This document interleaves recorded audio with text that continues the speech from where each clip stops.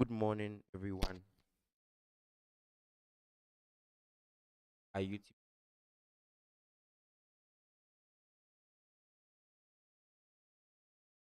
tutorial?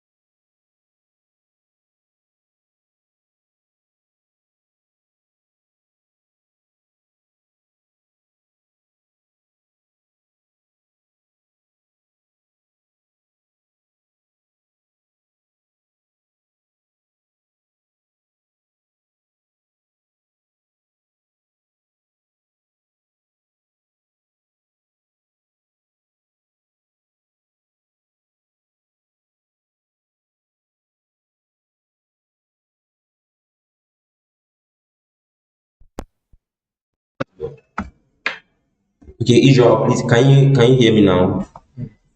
Let's not be careful. But we need that earpiece, okay. But yesterday that's not work. You have to stretch. You have to lean forward. You do that. Israel, I hope you can hear me now. Kindly let me know if you can hear me or not so that we start. Okay.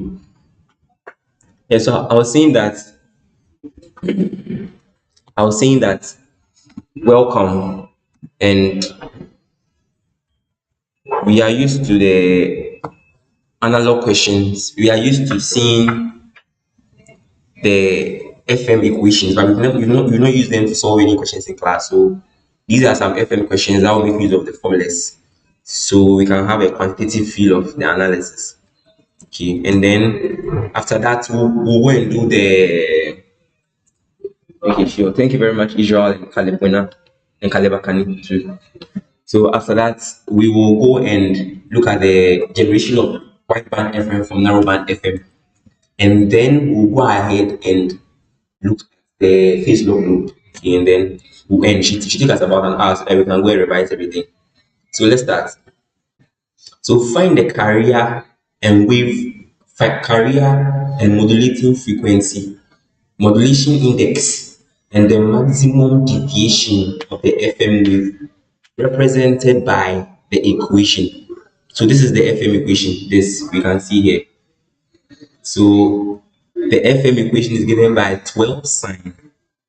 So FM equation. So the FM equation EFM is given by 12 sine of the expression 6 times 10 to the power 8 t plus 5 sine 1250 t. Alright. So we'll compare this to the general FM equation, which is given by EC sine omega ct plus M sine omega mt. This is the general FM equation, where EC is the amplitude. So we can compare the parameters. EC is the amplitude, omega c is the angular frequency or is the frequency of the carrier wave. This M here is my modulation index. M is my modulation index. sine omega m. Omega m is the frequency of my message signal. Okay, yes, and then I have it like this. So we can go back to the question. First, we are supposed to find the carrier and modulating frequency. So by comparing, I can say that my carrier frequency is given by 6 times 10 exponent 8. 6 times 10 exponent 8. So the frequency in hertz, Fc, will be given by omega c over 2 pi. So therefore, I'll get 6 times 10, 6 times 10 to the 8 all over 2 pi. Yes. So this is how you go about it. Okay. All right. So let me. So you do 6 times 10 exponent 8 all over 2 pi, and you get the answer.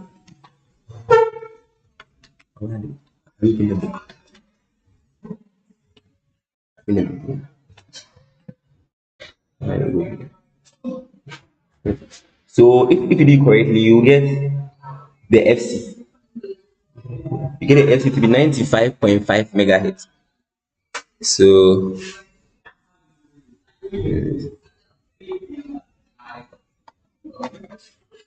to get it to be 95.5 megahertz. So that's the A part of the question. Okay. Now with the B, we are supposed to find the frequency of the message signal. We are supposed to find the frequency of the message signal. So here I can see that my omega m, by comparing, my omega m is equal to 1250. This means that my FM will be 1250 over 2 pi. 1250 over 2 pi. And that will give you 198.5 hertz. Okay. Yes, so this is the frequency of the message signal. So we are supposed to find the carrier and modulating frequency, which we've done. Now the next is find the modulation index. You compare again. By comparison, once again, if I say my m is my modulation index, which means that my modulation index m is 5. My modulation index m is 5. Okay.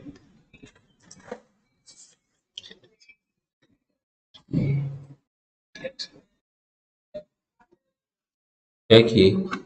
So my modulation index, so that's the C. My m is 5. And the last part of the question says that calculate. Okay, and we're supposed to find the maximum deviation. We are supposed to find the maximum deviation. Now, an equation connecting them is that we know that the modulation index is equal to the maximum frequency deviation over FM. So we are supposed to find this delta FM here. Delta F here is given by M times FM. So my M was 5. I found my FM to be 198.5 hertz. So if I do the product, I'll get 994.7 hertz. And this is the maximum frequency deviation called delta. So for those who don't know this equation, please know this equation, that the modulation index relates to the modulating frequency and the maximum frequency deviation. So this is called the maximum frequency deviation. Okay. All right. So that's what we have. Now the last part is that we should find the power. What power will FM wave dissipate in a 10 ohm resistance? So the power is given by the power P is given by EC squared over 2R. So we're giving the resistance a 10 ohm resistance. So your EC, you compare EC is your amplitude here. So you get 12 squared over 2 times 10. And that should give you 7.2 watts. Okay. So the first thing was knowing the general equation for the FM as EC sine omega CT plus M sine omega MT. And then you compare the parameters and we used it to find what we're supposed to find. We've also seen that this is the power equation of an FM modulated wave. EC squared over 2R. EC squared over 2R.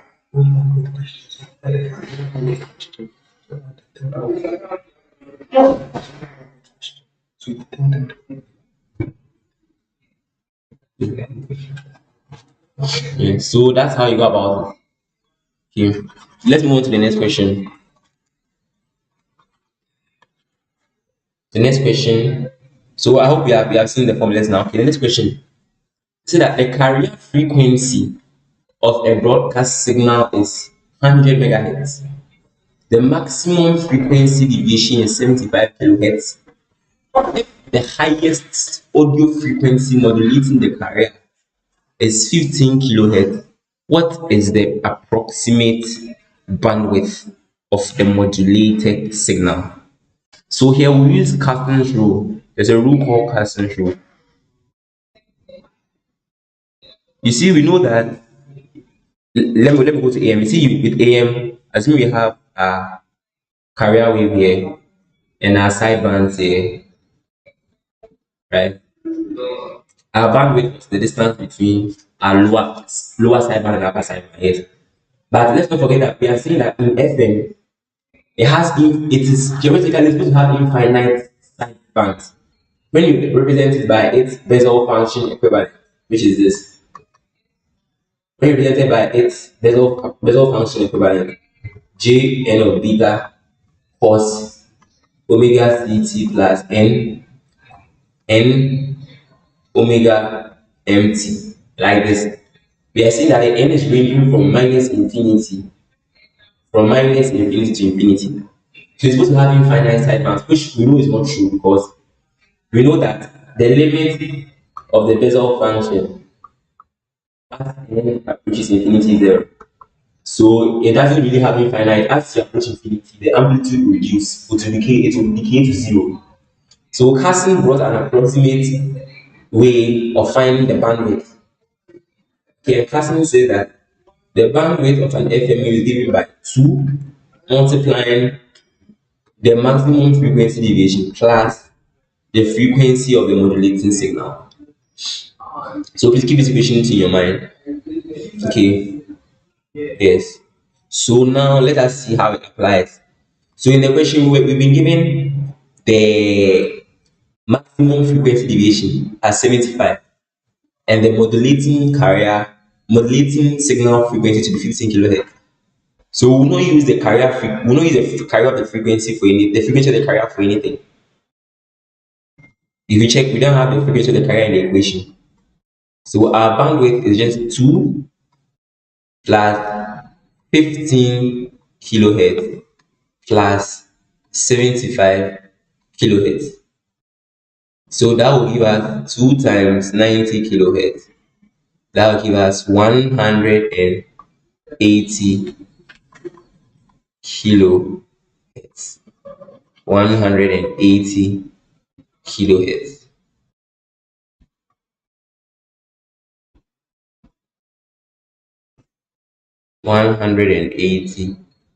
Kilohertz.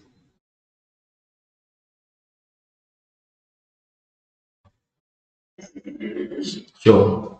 So that's it. Yes. So that's how you find the bandwidth of an FM modulated signal using that equation. The third question. Okay, we are in time. The third question. A carrier is frequency modulated with a sinusoidal signal. So these are FM. They've given us our FM. Resulting in a maximum frequency deviation 5 kilohertz. First question, find modulation index. Second, find bandwidth. So formula work again. So I hope now we are seeing how the formulas are used. So first, we have to find the modulation index. The modulation index is given by the maximum frequency deviation over the frequency of the modulating signal. So this should give me 5 kilohertz over 2 kilohertz, and that will give you 2.5 as a modulation index. And then to find the bandwidth, once again, this is 2 multiplying delta F plus Fm. So that will give you 2 multiplying 5K plus 2K. That will give you 14 kilohertz. Please, I hope you can hear me. If you can't hear, let me know. Okay, it means you can hear me. So that will give you 14 kilohertz. 14 kilohertz. Yes. So that's how the formulas are used. So we've seen this formula. We've seen this bandwidth casting through bandwidth equation here too. We've also seen that the power of an FM is given by EC squared over 2R, where EC is a peak value of the amplitude, the peak value of the FM wave, and then R2R is our resistance. Alright. And then also we also know the standard form. Let me just write that for the last time. Then we'll move on. So the standard form of every FM, let me call EFM, is given by amplitude sine omega dt plus M modulation index sine omega mt. So this way you can also have a question where you have to compare these parameters to an equation given, so that you can find whatever unknown that you are supposed to. The next thing, so these are the questions. Yes. So see, these are the questions here that we have to analyze. The formulas revolve around the same formulas. Any different question that come will make use of the same formulas.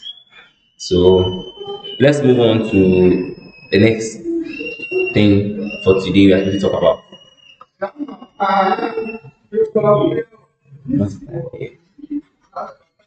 Alright. So the next thing we're going to talk about is how to generate.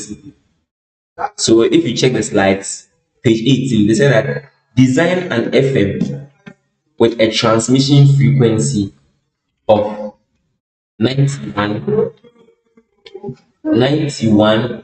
megahertz.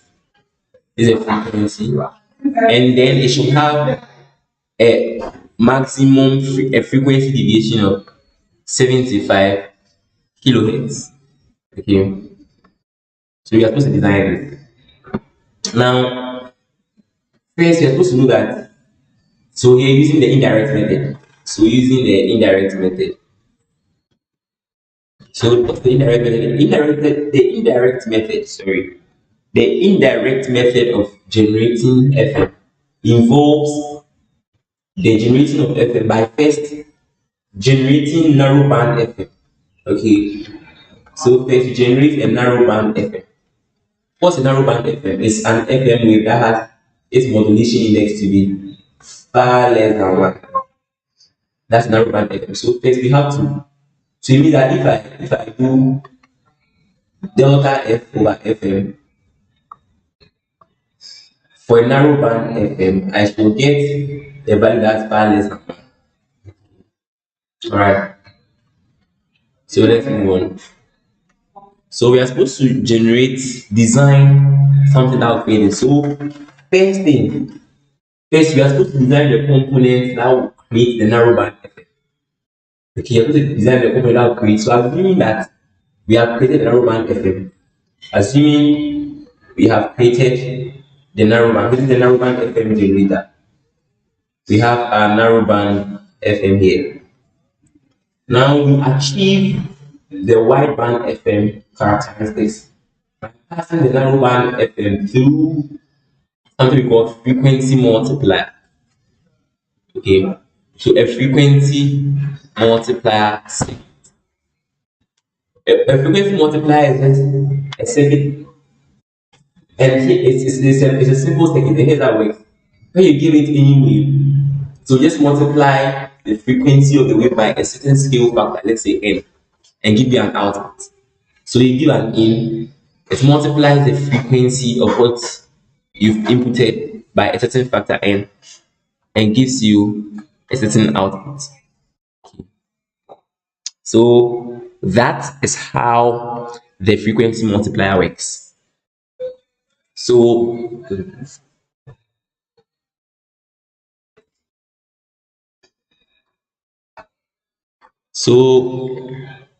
the narrowband FM you have generated, assuming the narrowband FM you have generated has a carrier frequency of 200 kilohertz, and this is a typical value. This is a value used in many examples.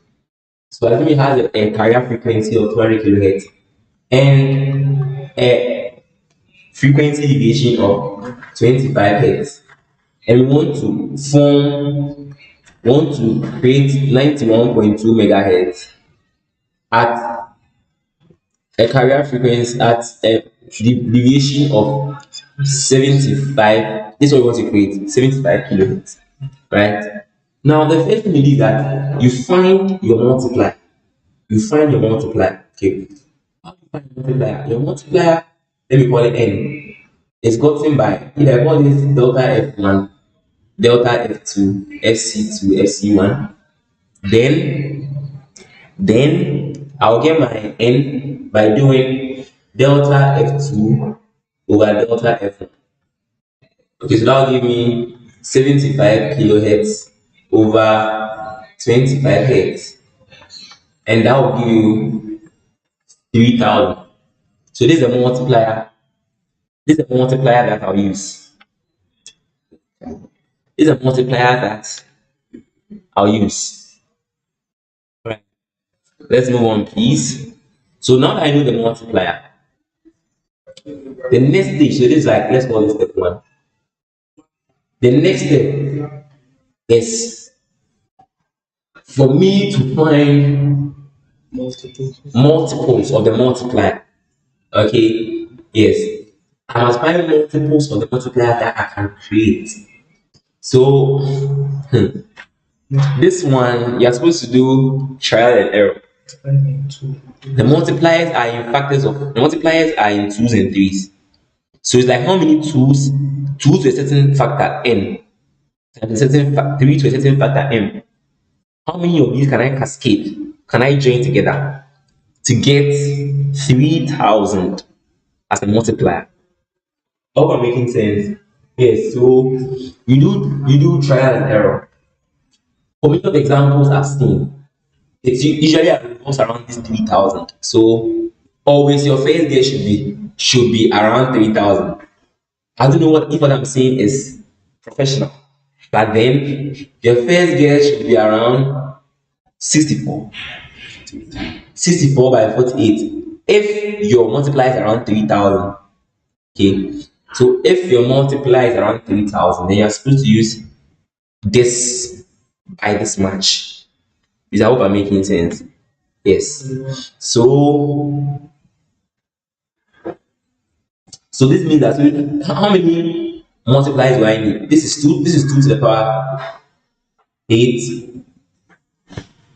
This 2 to the power 6, sorry. 2 to the power 6 multiplied by 2 to the power 4 times 3. So I'll need 10 doublets and 1 triplet. Okay, yes. So that's the next step. So it means that I'll need a times 64. I'll need a times 64 multiplier and a times 48 multiplier. The times 64 multiplier is realized using 6 doublets, and the times 48 multiplier is realized using 4 doublets and 1 triple. Yes, let's move on. So that's the next step. The next step is to find the multiplier. Now, the third step is to go ahead and calculate how much. Now that I know that I want to get 3,000, right? But then this 64 by 48 I'm using will not give me the actual 3,000. So I want to know how much I'll get. So 64 by 48, that will give me, the 64 by 48 will give me 3072. So this is the actual multiplier value that I'm using. So straight away we can see that we will incur certain errors. We will have some errors in the generation process or in the multiplication process. Yes. So that's one thing to note. So now let's see. So now with this multiplier, let's see the actual change in FC2 that we get. So change in F2 new. Let me call. So that's 3072 times 25. So if you multiply this, you will get kilohertz. 76.8 kilohertz. So yes, so my maximum deviation is 76.8. All that I was aiming for 75 kilohertz, but this allowed. Yes, is from by practically it is close enough. Practically it's close enough, so it's allowed. So this is the change in F2 that I want to realize. Now I can go ahead and sketch my circuit. So take note of the steps. Okay. So I can go ahead and sketch my circuit. So I have my narrowband FM generated. These are I'll go through how that one is generated. Okay. I have my narrowband FM generated. Then it will go through my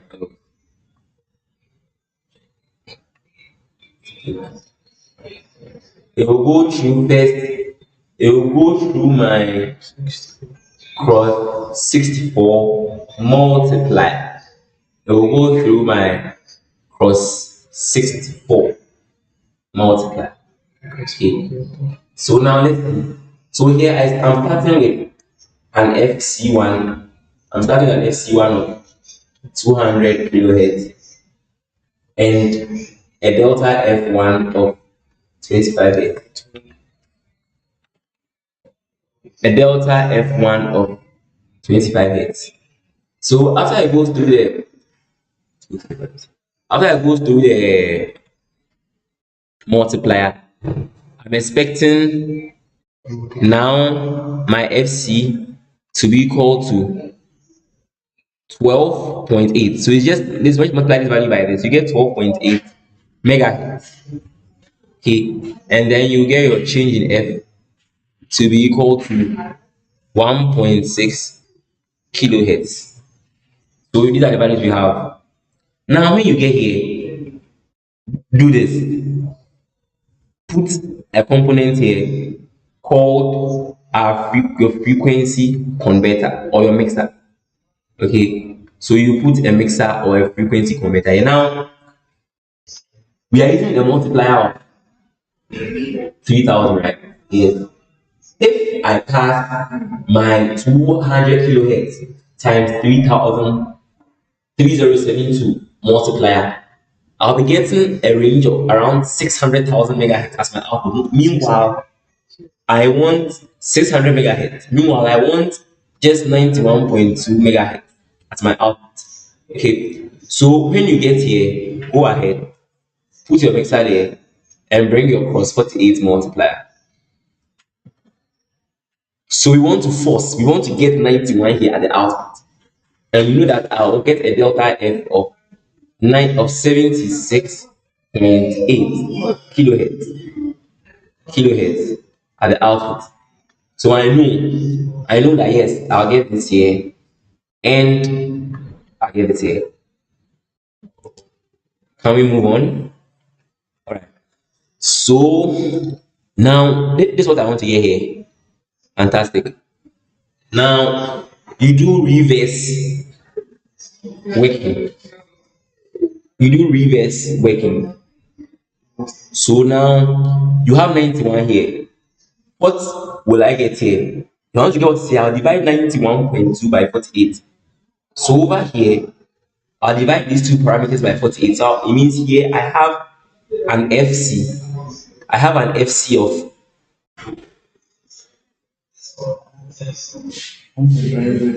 1.9 megahertz.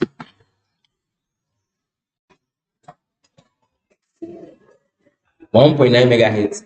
And I have the delta F of 1.6 kilohertz. Now notice that the delta F on going through the mixer doesn't change.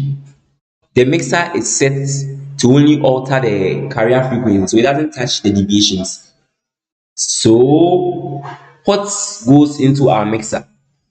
What goes into our mixer is a local oscillator. An oscillator is just a device that's used to generate signals, that's to generate waves. Okay, so this is my local oscillator, and I have to set it to have. So here I have FC 12.8 megahertz. I have FC of 1.9 megahertz here. How much must I add or subtract to this to get 1.9? I must subtract 10.9 megahertz from this to get 1.9 megahertz here. So is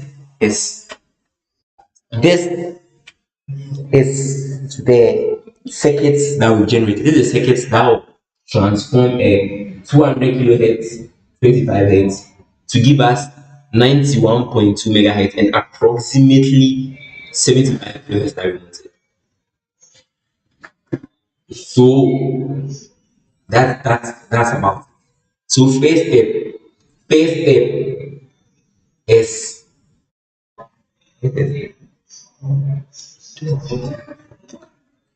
So the preliminary steps was for us to find a multiplying factor, find how many will have to cascade to get the range around the multiplying factor that we want, and then I will find the actual delta we get output. Then we go ahead and draw a circuit. So this is how you go about it. So once again, my feeling yesterday I said I had a feeling and I was right. Yes. So once again, my feelings or my gut told me that we will work with times 64 times 48. He will probably change the output frequency that are supposed to generate so that we will alter these values. We will alter these values. Yes. And then this value here. But then I'm having a strong feeling that we'll not have to struggle to get our multipliers to be around 3,000 so that we'll just use times 64 going through a mixer, going into times. It's a feeling. It's a feeling. Yeah.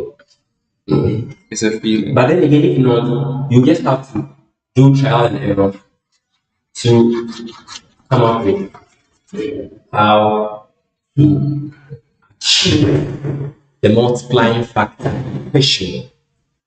The last thing that we want to talk about, and we are in time, we shall it for an hour, is phase lock group.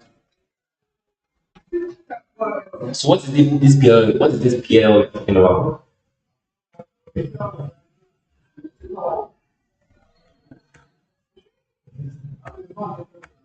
Yes.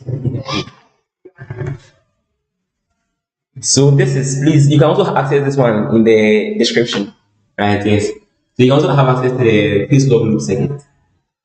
So let's say we have a question. Let's say we have a question. The question we have is the question we have is would it describe how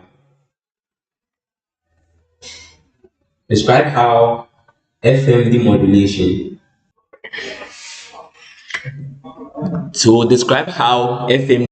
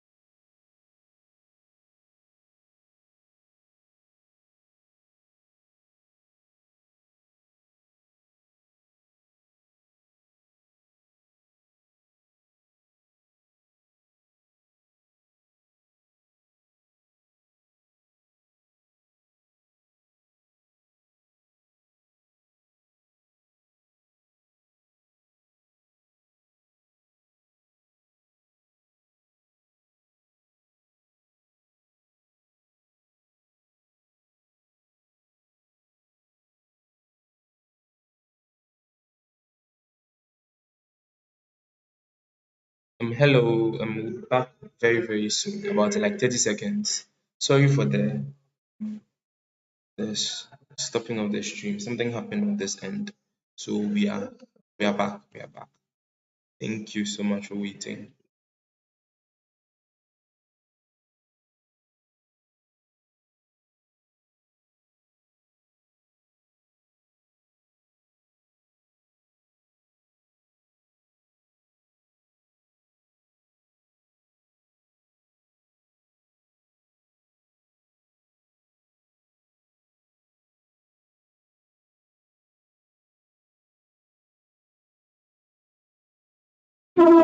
Please, you are welcome.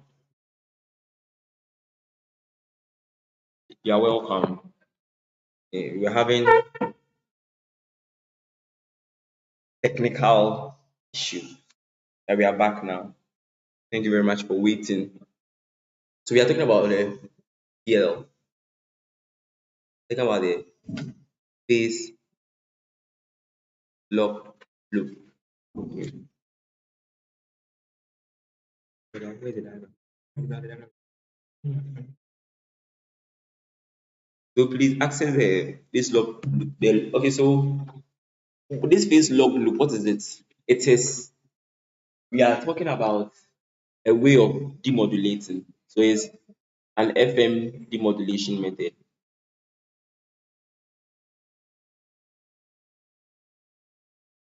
Okay.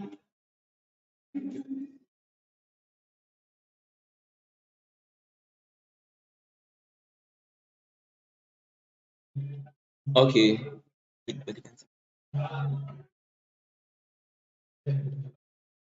Okay, so please, I'm looking for the PL diagram. I want to use the PL diagram to explain. So kindly hold on for some few minutes.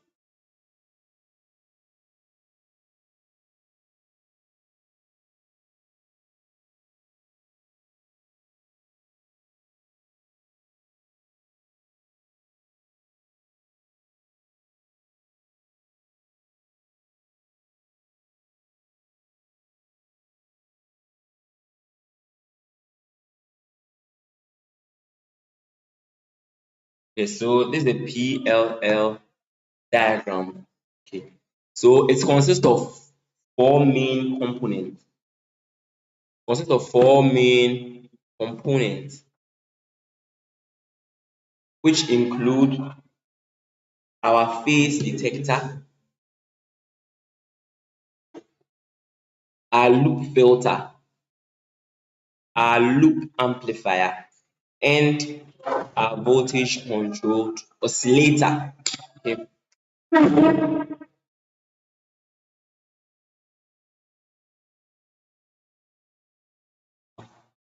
I'm coming. Kindly hold on.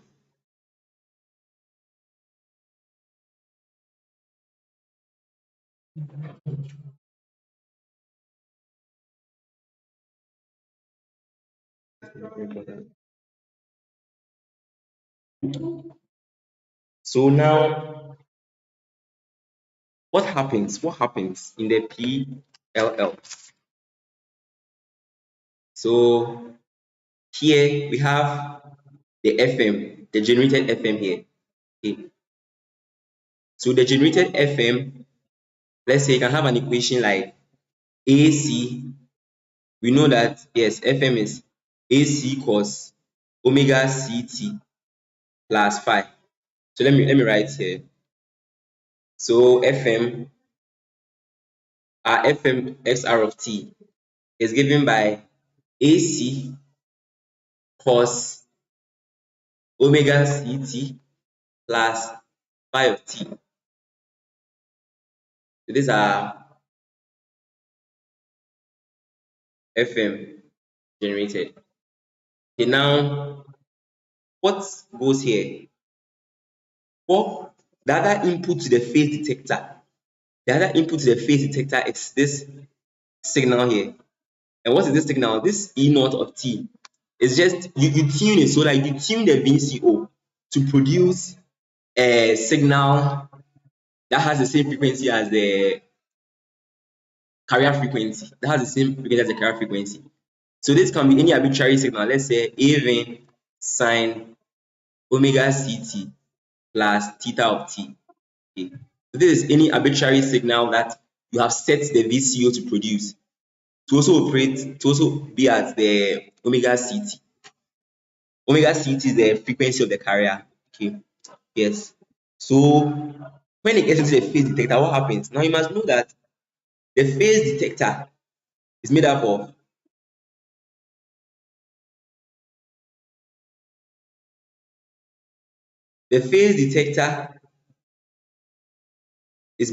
two components.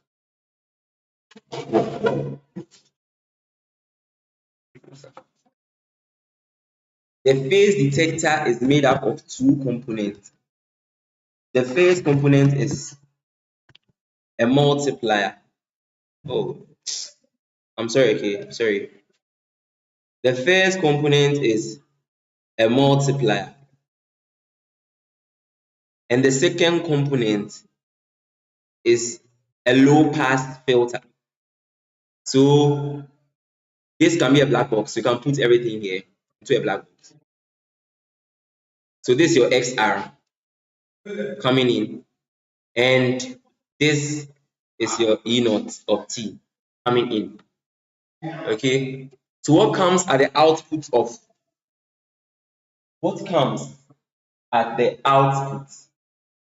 the phase detector?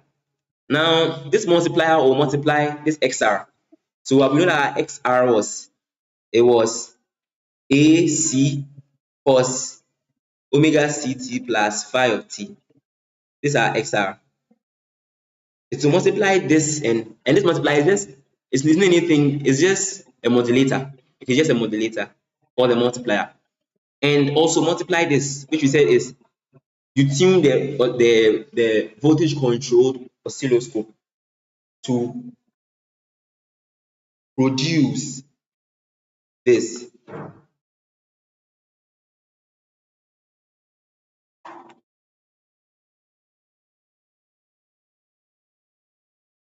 All right, so we have this. So this is the multiplier. This is what we get as a result of the multiplication. Now, when this goes into the multiplier, you realize that here I'm having something. I'm having sine x cos y. So we expand. So please, if you refer to the slides, you see that the expansion for this trig identity. So you see that you get sine of the sum of these frequencies and sine of the difference of these frequencies at the end of this multiplier here. But now, since this is the low pass filter, this low pass filter will only pass the difference. So at the end here, let me call this difference the difference signal. The difference in the error signal, that will be given by just the sign of the difference. So I'll be left with. So you check the expansion, okay, the trig expansion for this. So I'll be left with AC even sine of the difference between the phi and theta t. So I'll get it like this. Okay, sure. So let's move on. So this is the signal generated here. At the end of this is a signal generated here. Okay. So now this signal is a sine wave with this amount of frequency, phi t minus theta t. So it goes through the loop filter to remove the noise, amplify, comes here. Okay, so I have another signal EVRT here, which is the ED generated here, filtered and amplified. Now, this EVRT comes to feed the VCO. Now, what's the VCO? A VCO is a voltage controlled oscillator. A voltage, so its output is controlled by a certain voltage coming into the input. Okay, so its output deviation here, phi t, is controlled by an input. So when this ED generated becomes even, comes here, changes affects VCO. It will change its phi of t. Then it goes into the phase detector again. It is generated, comes, and it's going on. It's going on until it gets to a certain condition called the locked condition. So in the locked condition,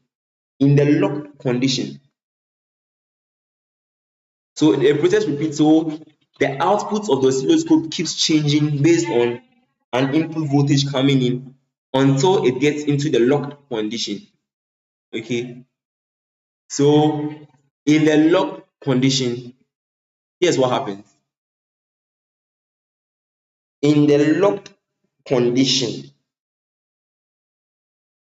you see we got how AV AC sine phi t minus theta t.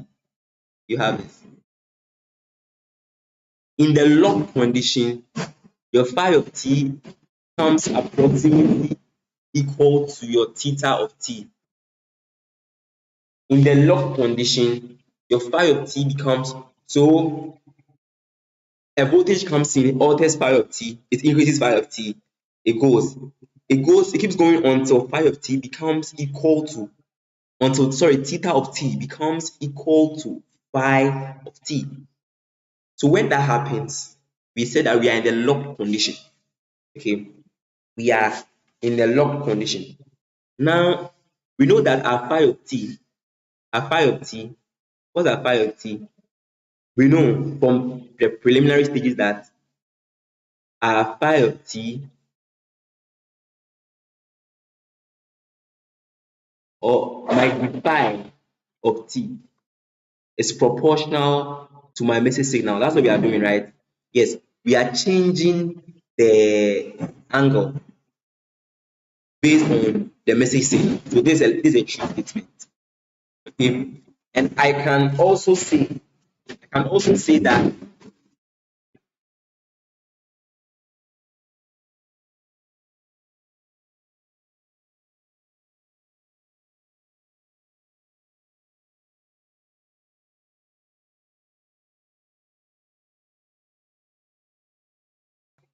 sure. So let me write something. So when I get here, I can say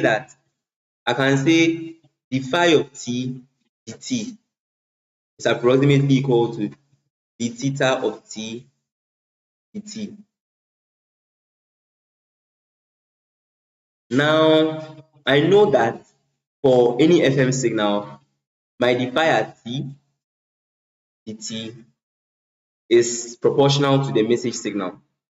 And then I've said right now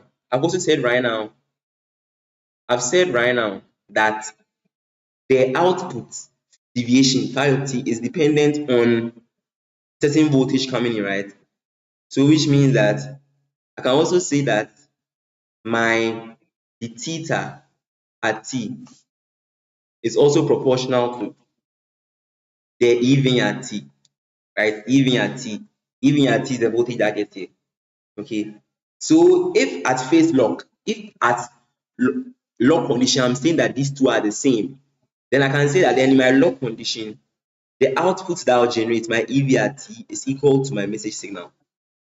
Okay, so the phase lock loop method in the end will generate the message signal at the end, because I'll be generating EV at t. Then phi keeps changing until they become the same, until EV at t becomes M at t. And that is how the phase locked loop way of demodulating FM works.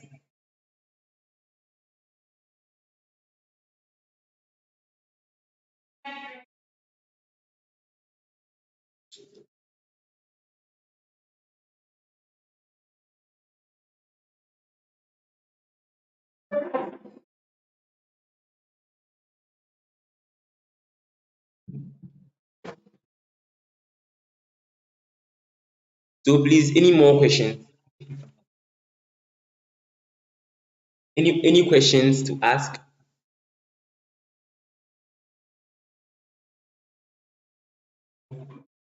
No question. Okay. So that brings us. So we started with, so a quick recap. We started with the calculation using the formulas. Then we saw the multiplier, how the multiplier works. Then the multiplier is a circuit that's used to convert the narrowband FM to the wideband FM. And we've also seen that how the phase log loop is used to do demodulation. So at the end of the phase log loop, we have our message signal. So we have removed our message signal from our modulated signal FM that came inside. All right, thank you very much. All the best. If you've not subscribed, remember to subscribe. Let's get to 1K subscribers by the end of the semester. Like, comment, share, turn on post notifications. And yes, and we shout out to Pepra, Kwame Pepra, Elisa President. We couldn't have done all these things without him. So God bless you, Pepra, for your services you are rendering to the department, and all the best to everyone. Have a wonderful day. All the best in the exams at 12. Bye.